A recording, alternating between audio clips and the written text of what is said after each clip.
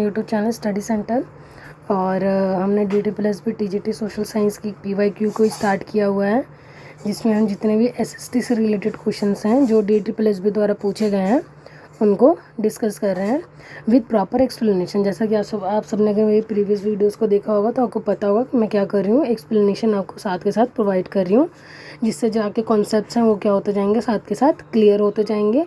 और उससे रिलेटेड अगर आपके क्वेश्चंस बनते हैं तो आप उसे क्या कर सकते हैं, ईजिली अटैम्प्ट कर सकते हैं। तो हमारा मैंने जो लास्ट वीडियो में स्टार्ट करी थी सीरीज़ को, तो ये पेपर है हमारा 9 अक्टूबर 2021 का शिफ्ट फर्स्ट का पेपर मैंने डिस्कस करी थी आपके साथ, और बाकी जो शिफ्ट सेकंड और थर्ड की वीडियोस हैं उसको मैंने आपके साथ पहले डिस्कस कर रखा है। अगर आपने उन वीडियोस को नहीं देखा है तो मैं जो मेरी प्लेलिस्ट है उसकी लिंक मैं इसके डिस्क्रिप्शन में डाल दूँगी, आप उसको एक बार ज़रूर देख लेंगे, क्योंकि बहुत सारे क्वेश्चन ऐसे हैं जो आपको दोबारा हर एक पेपर में कॉन्टीन्यूटी में देखने को मिलेंगे, और नहीं तो उससे रिलेटेड मिल जाएगा जो मैंने आपको एक्सप्लेनेशन में ऑलरेडी डिलीवर कर रखा है। तो चलिए स्टार्ट करते हैं आज की सीरीज़ को। तो जैसा कि अगर आपने मेरी प्रीवियस वीडियो देखी होगी तो मैंने क्वेश्चन नंबर 20 तक ऑलरेडी डिस्कस कर रखा है, और आज मैं क्या करूँगी, क्वेश्चन नंबर 21 से डिस्कस करूँगी। तो हमारा question number 21 that is first question है आज का। देखते हैं क्या कह रहा है। According to E Suess layering system of the earth sima layer is located, यानी कि जो आपको पता होगा स्विस जो साइंटिस्ट थे हमारे, उन्होंने सीमा लेयर किसके लिए डिसाइड की थी। आपको पता होगा कि हम जब इन्होंने अर्थ की क्रस्ट को कैसे डिवाइड करा था, सीमा और क्या था हमारा सीमा लेयर थी और सियाल और नीफे। तो इन 3 लेयर्स को इन्होंने क्या करा था, डिफाइन करा था कि हमारा अर्थ जो क्रस्ट है वो इन 3 लेयर्स में डिवाइड है। तो इसमें से हमसे पूछ रहा है कि जो क्या इन्होंने सीमा लेयर है वो किसको लोकेट करी थी। ठीक है, तो एडवर्ड स्विस के अनुसार सीमा परत पृथ्वी की पर्वतीय व्यवस्था में अवस्थित है। तो देखते हैं हमारे ऑप्शंस को। फर्स्ट ऑप्शन हमारा बिलो द सियाल लेयर। तो आपको सियाल, सीमा, नीफे ये पता होना चाहिए। तो क्या बोल रहा है कि सियाल के नीचे है ये, और उसके बाद अबव द नीफे लेयर। स्टेटमेंट्स देखते हैं, both first and second, only second, first, या फिर नीदर वन और नीदर टू। तो मैं आपको एक्सप्लेनेशन बताती हूँ इसका। तो एडवर्ड जो स्विस थे वो पृथ्वी के रासायनिक संरचना के विषय पर प्रकाश डाला है। स्विस के अनुसार पृथ्वी की परतीय व्यवस्था में सीमा परत सियाल परत के नीचे, नीफे के ऊपर है। जैसा आपको पता होगा सबसे पहले क्या आता है हमारा, सियाल आता है, और उसके बाद आती है हमारी सीमा, उसके बाद आता है हमारा नीफे, जिसे हम क्या बोलते हैं, सबसे लास्ट वाली लेयर भी बोलते हैं। सियाल मतलब होता था सिलिकॉन और एल्यूमिनियम, सीमा मतलब सिलिकॉन और मैग्नीशियम, और नीफे मतलब आपका निकल और आयरन। ठीक है, तो देखते हैं हम। तो क्या बोला इन्होंने कि सीमा सबसे पहले रासायनिक बनावट के दृष्टिकोण से इसमें सिलिका तथा मैग्नीशियम की प्रधानता होती है, जिसके कारण इसे सीमा परत या फिर सीमा लेयर भी कहते हैं। इसका घनत्व 2.9 से 4.7 है, और इसकी गहराई कितनी होती है, 1000 से 2900 किलोमीटर की तक पहुंची होती है। ठीक है, नेक्स्ट क्वेश्चन देखते हैं हमारा question number 22। Which of the following pressure belt is located doldrum, यानी कि निम्नलिखित में से किस दाब पेटी को डोलड्रम के नाम से भी जाना जाता है। ऑप्शन हमारा इक्वेटोरियल लो प्रेशर बेल्ट या फिर पोलर हाई प्रेशर बेल्ट। ठीक है, तो देखते हैं दोनों ही, या फिर सिर्फ दूसरा, नीदर 1 और 2, या फिर ओनली फर्स्ट। ऑप्शन नंबर क्या है हमारा डी, क्या हो जाएगा ये, ओनली फर्स्ट वाला। तो देखते हैं हम। तो जैसा कि आपका एक्सप्लेनेशन यहाँ पे कह रहे हैं, दैट इज़ भूमध्य रेखा के दौरान दोनों तरफ 5 डिग्री अक्षांशों के मध्य निम्न वायुदाब की मेखला होती है। यहाँ हवाएं प्राय शांत होती हैं, अतः इसे शांत पेटी या डोलड्रम कहते हैं। ठीक है, और स्मरणीय है कि डोलड्रम का विस्तार प्रत्येक स्थान पर क्रमबद्ध मेखला के रूप में नहीं होता है। साथ ही मौसम के अनुसार इसकी स्थिति तथा विस्तार में परिवर्तन होता है। सूर्य के उत्तरायण के समय यह दाब पेटी उत्तर खिसक जाती है, और दक्षिणायन के समय पेटी कहाँ हो जाती है, दक्षिण की तरफ चली जाती है। तो ये अकॉर्डिंग टू जो सन होता है उसके साथ ही चलती हैं। In which year did world war second started. तो वर्ल्ड वॉर 2 किस वर्ष में प्रारंभ हुआ था? 1938 में, 41 में, 39 में या फिर 40 में। तो आप सबको पता होगा वर्ल्ड वॉर सेकेंड जो था वो 1939 से लेके कब तक चला था? 45 तक चला था। ठीक है, तो ऑप्शन है हमारा द्वितीय विश्व युद्ध 1 सितंबर 1939 को प्रारंभ हुआ और 2 सितंबर 1945 को ख़त्म हुआ। तो आप देखो कितना इजी हो गया, 1 सितंबर को स्टार्ट हुआ, 2 सितंबर को ख़त्म हो गया। द्वितीय विश्व युद्ध वर्साई की संधि का परिणाम थी। आपको वर्साई की संधि पता होनी चाहिए क्या थी। इसी संधि के परिणाम स्वरूप इटली में फांसीवाद यानी मुसोलिनी और जर्मनी में नाजीवाद यानी हिटलर जैसे निरंकुश शक्तियाँ उभरी। द्वितीय विश्व युद्ध का तत्कालीन कारण हिटलर द्वारा पोलैंड पर आक्रमण करना था। तो इसका मतलब स्टार्टिंग क्या था कि हिटलर ने किस पे? पोलैंड पर आक्रमण कर दिया था, जिससे क्या होता है? वर्ल्ड वॉर 2 स्टार्ट होता है। पोलैंड की रक्षा के लिए इंग्लैंड और फ्रांस ने जर्मनी के विरुद्ध युद्ध की घोषणा कर दी थी। आई होप वर्ल्ड 2 से रिलेटेड आपके कॉन्सेप्ट थोड़े बहुत क्लियर हो गए होंगे उस एक्सप्लेनेशन के साथ। देखते हैं थर्ड क्वेश्चन नंबर 24 आचा। Atmospheric pressure is depicted on maps by imaginary line known as, मतलब मानचित्र पर वायुमंडलीय दाब को प्रदर्शित करने वाली काल्पनिक रेखाओं को जाना जाता है आइसोहेलिन, आइसोथर्म, आइसोहाइट या फिर आइसोबार से। तो ऑप्शन क्या हो जाएगा हमारा right? That is option number D. तो मानचित्र पर वायुमंडलीय दाब को प्रदर्शित करने वाली काल्पनिक रेखाओं को आइसोबार नाम से जाना जाता है। यह जलीय प्रणाली में समान लवणता के बिंदुओं को मिलाने वाली रेखाएं आइसोहेलाइन नाम से भी जानी जाती हैं। एक समान वर्षा यानी रेनफॉल वाले बिंदुओं को मिलाने वाली रेखाएं आइसोहाइट्स कहलाती हैं, यानी कि जो रेन ड्रॉप है उसको जो लाइन मिलाती हैं उसको आइसोहाइट्स कहते हैं। और जो लवणता जो सैलिनिटी होती है उसको मिलाती है उसको आइसोहेलिन बोलते हैं। और वायुमंडलीय वालों को आप याद रखेंगे हमेशा आइसोबार बोलते हैं। और एक समान तापमान वाले स्थानों को दर्शाने वाली रेखा को आइसोथर्म से जाना जाता है। तो यहाँ पे चारों आपके जो स्टेटमेंट या फिर जो भी ऑप्शंस थे उनको क्लियर कर दिया गया है कि किसको क्या बोलते हैं। बाकी आप अपना राइट ऑप्शन याद रखेंगे। नेक्स्ट है which of the following pair of theories of mountain building geologist is correct. यहाँ पे आपको थ्योरीज और जियोलॉजिस्ट के बीच में मैचिंग दे रखा है, पूछा कौन सा सही है। तो जियोसिंक्लिन ऑर्गन थ्योरी किसके द्वारा दी गई है? कॉवर के द्वारा। या फिर the thermal contraction theory Jefferies द्वारा। रेडियो एक्टिविटी थ्योरी जॉली के द्वारा। तो देखते हैं हम अपने आंसर को। डेट इज तीनों ही सही हैं, फर्स्ट सेकेंड और थर्ड सही है, फर्स्ट और सेकेंड सही है या फिर ओनली फर्स्ट सही है। तो देखते हैं ऑप्शन नंबर फर्स्ट यानी तीनों सही हैं। तो जर्मनी के प्रसिद्ध विद्वान कोबर ने सन 1905 में पर्वतों के निर्माण संबंधी अपना भू अभिनीति यानी जियोसाइक्लिंग थ्योरी को सिद्धांत प्रस्तुत किया था। और तापीय संकुचन सिद्धांत का प्रतिपादन 1929 में जेफरीज द्वारा दिया गया था। रेडियो एक्टिविता या फिर रेडियो धार्मिक का सिद्धांत 1925 में जॉली द्वारा the radio activity theory of jolly द्वारा प्रतिपादित हुई थी। तो इसका क्या हो जाएगा? तीनों ही जो मैचिंग दे रखी थी वो क्या है हमारी? सही है। नेक्स्ट क्वेश्चन देखते हैं क्वेश्चन नंबर 26।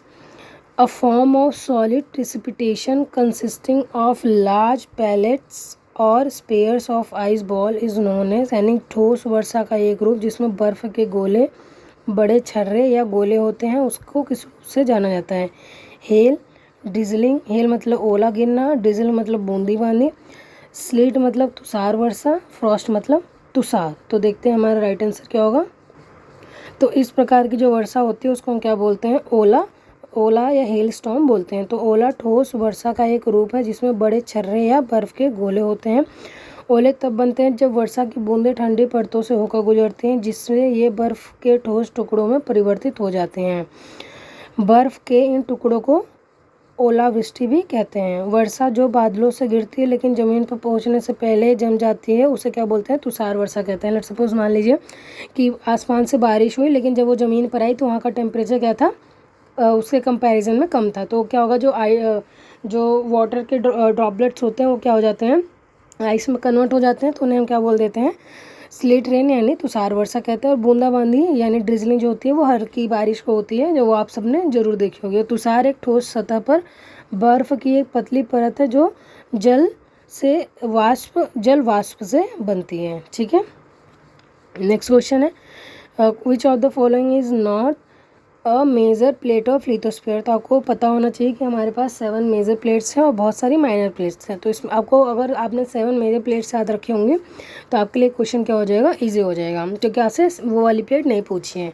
तो अफ्रीकन प्लेट है, अरेबियन, पैसिफिक या फिर यूरेशिया। तो आपको पता होगा कि जो अफ्रीकन प्लेट है वो भी मेजर का पार्ट है, पैसिफिक भी मेजर का पार्ट है और यूरेशियन क्या है, उसका पार्ट है मेजर प्लेट का। तो हमारा क्या ऑप्शन बचा, डेट इज़ अरेबियन प्लेट। तो हमारा राइट आंसर क्या हो जाएगा, अरेबियन प्लेट। तो ऑप्शन नंबर बी उपयुक्त में से अरेबियन प्लेट एक बड़ी लिथोस्फेरिक प्लेट नहीं है। पृथ्वी की भूपर्पटी के निम्नलिखित बड़ी प्लेटों में, तो हम बड़ी प्लेटों को देख लेते हैं एक बार।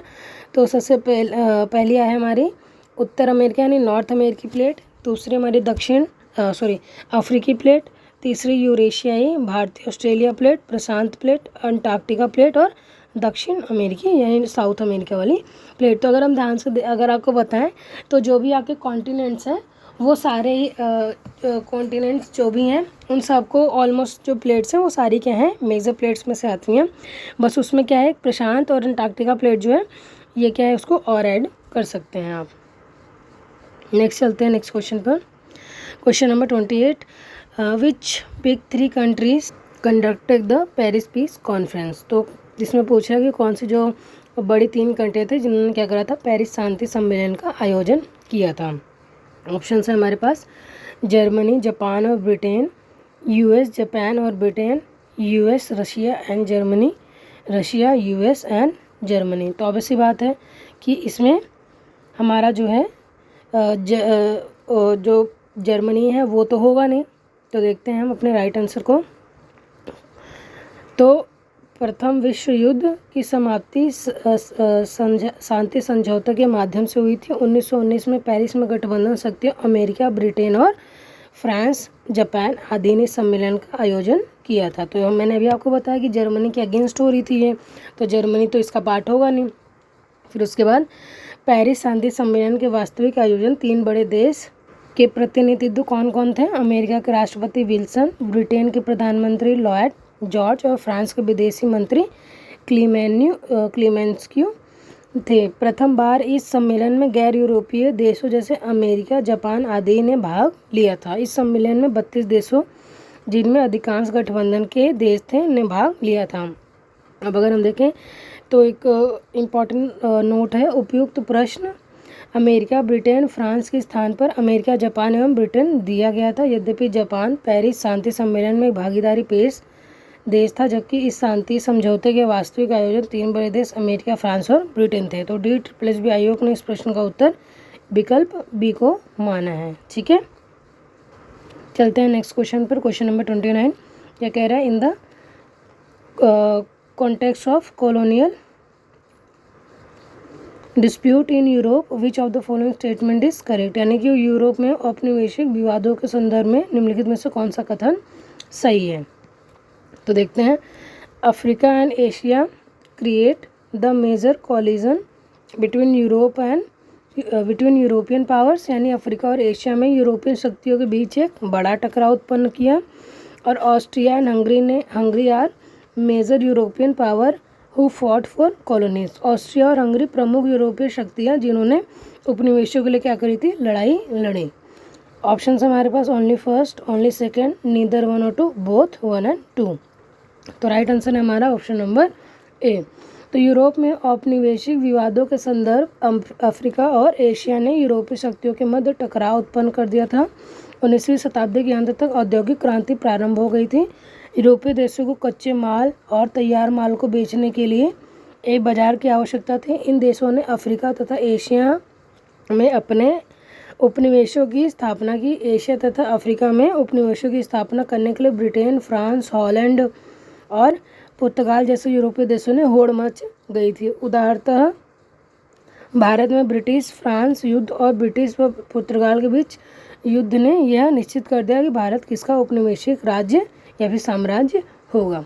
तो आपको पता होगा कि ब्रिटेन और फ्रांस और पुर्तगाल इन सब के बीच में काफ़ी युद्ध लड़े गए थे जब वो क्या कर रहे थे, इंडिया को अपनी कॉलोनी बना रहे थे। नेक्स्ट क्वेश्चन है हमारा question number 30, which of the following pair of term used in country correct. तो हम सब क्या पूछ रहे हैं, कौन सा शब्द प्रयुक्त करने वाला देश युग्म सही है। तो ड्यूस लीडर इन इटली, जो ड्यूस था वो इटली का नेता था, और फ्यूरियल लीडर था कहाँ का, जर्मनी का। तो ऑप्शन है हमारे, ऑप्शंस हैं both first and second, only first, या फिर ओनली सेकंड, नीदर वन और नीदर टू। तो देखते हैं अपने आंसर को। तो फर्स्ट है ड्यूस, इटली के नेता। यह एक लैटिन शब्द है, यह एक इटालवादी उपाधि है। मुसोलिनी ने क्या करी थी, इस उपाधि को धारण किया था। और फ्यूरर जर्मनी के नेता, एक जर्मन शब्द है जिसका अर्थ होता है नेता या फिर गाइड। चलते हैं नेक्स्ट क्वेश्चन पर, क्वेश्चन नंबर 31। तो क्वेश्चन नंबर 31 क्या कह रहा है, which of the following sedimentary rock is formed organically, यानी इसमें से कौन सी अवसादी चट्टान जैविक उत्पत्ति की है, लॉयस, शेल, लाइमस्टोन या फिर जिप्सम। तो क्या हो जाएगा हमारा ऑप्शन नंबर बी यानी कि लाइमस्टोन राइट आंसर हो जाएगा।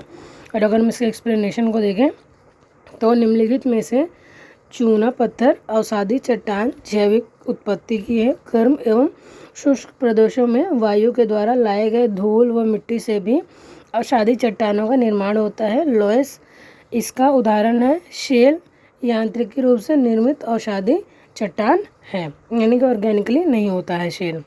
नेक्स्ट क्वेश्चन है हमारा क्वेश्चन नंबर 32। क्या कह रहा है, that is if incoming short wave solar radiation is 100%, then the heat budget to the atmospheric comprises dash of the solar radiation, यानी यदि आपतित सूक्ष्म तरंगदैर्घ्य युक्त शारीरिक विकिरण 100% है तो वायुमंडल का ऊष्म बजट सम्मिलित करता है 61%। नेक्स्ट स्टेटमेंट हमारा 20%, थर्ड है 34% या फिर 48%। तो ऑप्शन नंबर डी क्या हो जाएगा, राइट आंसर हो जाएगा। यदि आपतित सूक्ष्म तरंगदैर्घ्य युक्त शारीरिक विकिरण 100% है तो वायुमंडल द्वारा 48 इकाइयों का अवशोषण होता है। इसमें से 14 इकाई सूर्य तप की ओर और 34 इकाइयाँ पार्थिव विकिरण यानी टेरेस्ट्रियल रेडिएशन को अवशोषित की जाती हैं। अगर हम देखें आपको एक उसके साथ, तो सबसे पहले आप देखें तो दीर्घ तरंग द्वारा पृथ्वी का विकिरण कैसे होता है। तो सबसे पहले पृथ्वी से अंतरिक्ष की ओर विकिरण होता है 17 जो है, और वायुमंडल द्वारा आंतरिक की ओर विकिरण 48। फिर पृथ्वी से विकिरण 6 हो गया, और यहाँ पे प्रक्षोभ एवं संवहन 9 और संघनन 19। ठीक है, तो यहाँ से 23 गया, यहाँ से 9 गया और यहाँ से कितना गया, 19 गया। नेक्स्ट क्वेश्चन है हमारा क्वेश्चन नंबर 33। जो भी मैं आपको एक्सप्लेनेशन प्रोवाइड कर रही हूँ इनको आप ज़रूर अच्छे से देखें, या तो नोट डाउन करें, और नहीं तो इस वीडियो को आप कम से कम 2 से 3 बार ज़रूर देखें जो भी सीरीज़ है, ताकि आपको क्या हो जाए, जो भी मैं क्वेश्चंस करा रही हूँ, जो एक्सप्लेनेशन दे रही हूँ, आपको याद हो जाए। नेक्स्ट है हमारा question number 33। According to fascist which of the following pair of term meaning is not correct. यहाँ पे आपसे क्या पूछा है, नॉट करेक्ट। तो पहला क्या हमारा, प्लूटोक्रेटिक हैविंग देयर कॉलोनीज, यानी जो धनिक तांत्रिक वक्त थे उनके पास उपनिवेश थे। दूसरा है proletarians that is not having colonies, तो सर्वहारा वर्ग उनके पास कोई उपनिवेश नहीं था। ऑप्शन है हमारे पास नीदर 1 और 2, only second, both first and second, only second. तो ऑप्शन नंबर ए क्या हो जाएगा हमारा राइट आंसर। तो फांसीवादी के अनुसार जो आपके धनिक तंत्री यानी कि प्लूटोक्रेसी का अर्थ है एक ऐसा समाज जो अधिक आय वाले व्यक्तियों द्वारा शासित होता है, जबकि सर्वहारा वर्ग यानी प्लोरिटेरियंस का अर्थ होता है जो वर्ग जो शारीरिक श्रम से अपना जीवन चलाते हैं। नेक्स्ट क्वेश्चन है क्वेश्चन नंबर 32। इसमें क्या कह रहा है, the meaning of production that is own by a few individuals are also, यानी कि उत्पादन के साधन जिनका स्वामित्व कुछ ही व्यक्तियों के पास होता है उन्हें क्या बोलते हैं। फर्स्ट कैपिटलिस्ट, सेकेंड फ्यूडलिस्ट यानी सामंतवादी, थर्ड फैसिस्ट यानी फांसीवादी, और फोर्थ सोशलिस्ट यानी समाजवादी। तो ऑप्शन नंबर ए क्या हो जाएगा, राइट आंसर हो जाएगा।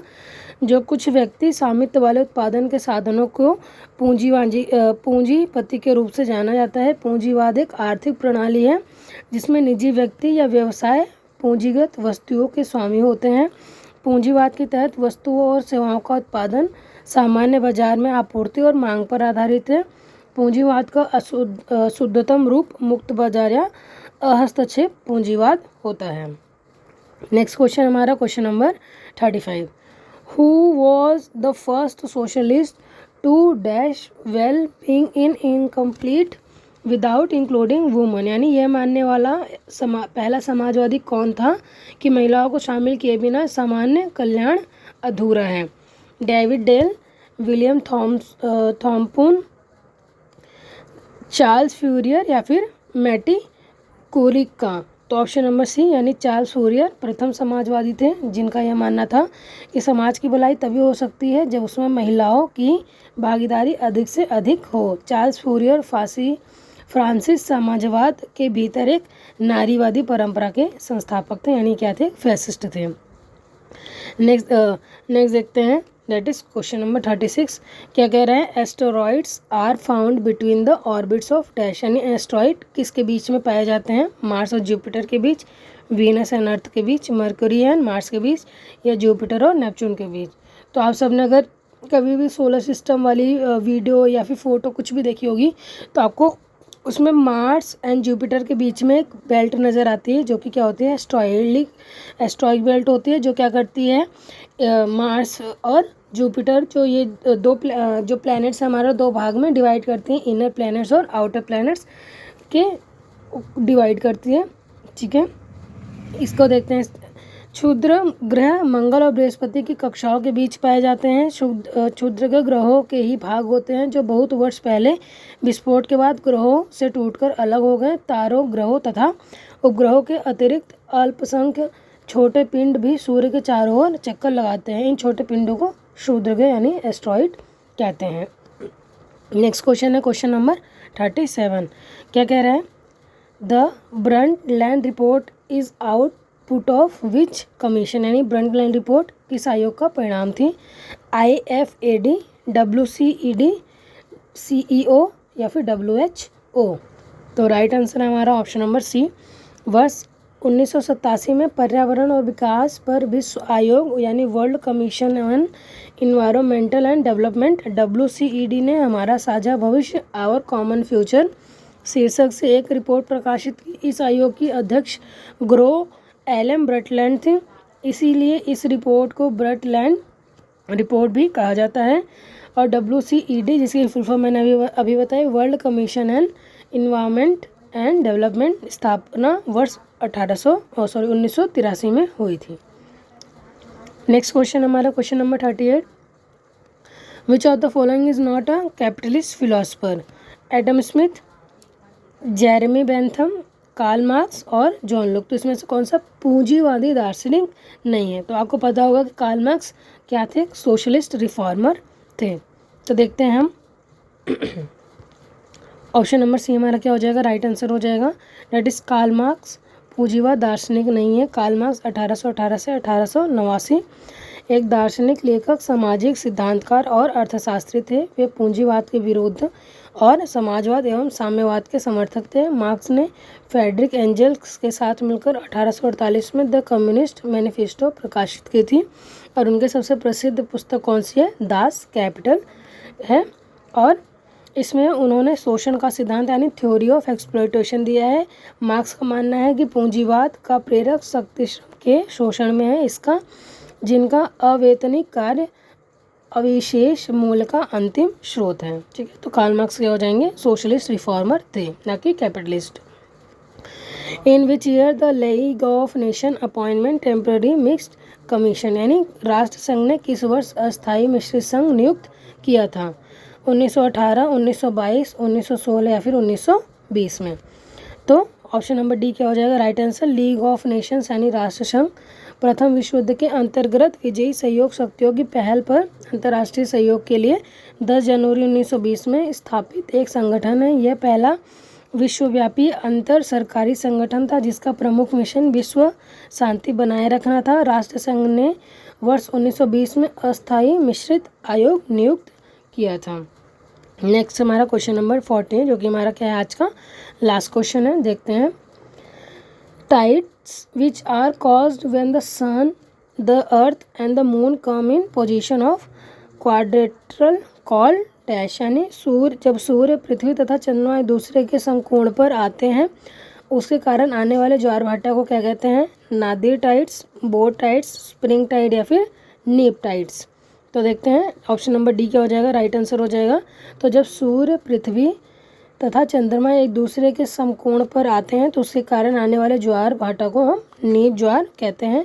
इस समय चंद्रमा, पृथ्वी एवं सूर्य एक दूसरे के समकोण पर होते तथा सूर्य एवं चंद्रमा के गुरुत्व बल एक दूसरे के विरुद्ध कार्य करते। और अगर हम स्प्रिंग ज्वार के बारे में या स्प्रिंग टाइड के बारे में देखें तो जब सूर्य, चंद्रमा तथा पृथ्वी एक साथ सीधी रेखा में होते हैं तब ज्वारीय उभार अधिकतम होता है जिससे वृहत ज्वार भाटा कहते हैं। स्प्रिंग ज्वार महीने में 2 बार पूर्णिमा तथा अमावस्या के दिन आता है। तो आई होप ये सेशन आपके लिए हेल्पफुल रहा होगा और आपको पसंद आया होगा। तो मिलते हैं नेक्स्ट वीडियो में नेक्स्ट 20 क्वेश्चंस के साथ TGT SST से रिलेटेड क्वेश्चन। तो आई होप आप इस वीडियो को लाइक और सब्सक्राइब जरूर करेंगे चैनल को। मिलते हैं नेक्स्ट वीडियो में।